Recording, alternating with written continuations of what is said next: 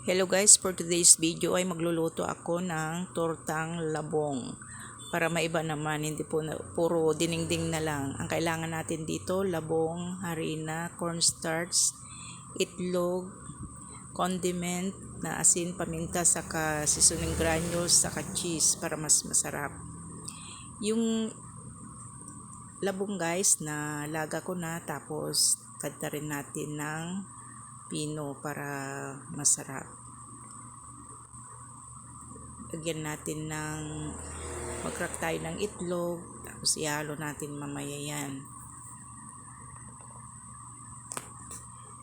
Yung susunod nating ilalagay ay yung mga condiment na asin, paminta, saka seasoning granules. Saka natin isunod yung itlog.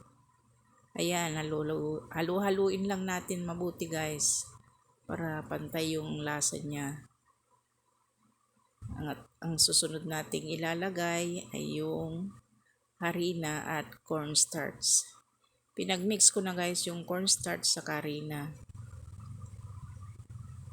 Ayan, halu-haluin lang natin mabuti. Kung sakaling hindi ka pa nakapag-subscribe sa aking channel, YouTube channel, sana mag-subscribe ka na para updated ka palagi sa aking mga latest ko pang i-upload. At sana hindi kayo magsasawang manood sa aking mga videos. Ayan guys, linagyan ko rin siya ng cheese para mas masarap pa. Sunod natin dyan, magpainit na tayo ng kawali. Tapos ready to fry na yan guys.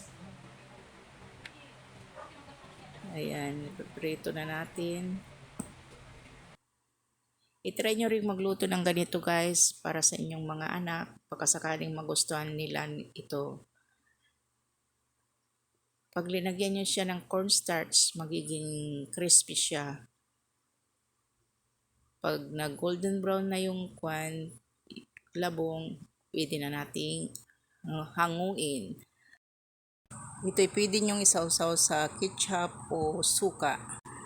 Thank you guys for watching and God bless everyone. Bye-bye.